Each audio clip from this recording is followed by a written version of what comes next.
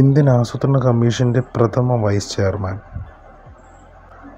ഉത്തരം option B Gulzarilal Nanda. ഏത് രാജ്യവുമായാണ് 1954 India Panchsheel കരാറിൽ ഒപ്പിട്ടത്?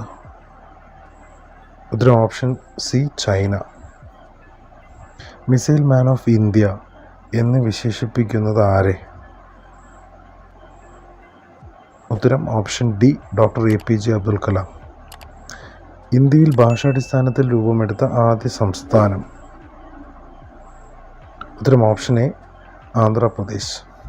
പ്രധാനമന്ത്രി നരേന്ദ്രമോദി പാർലമെൻറ്റിൽ പ്രതിനിധീകരിക്കുന്ന ലോക്സഭാ മണ്ഡലം?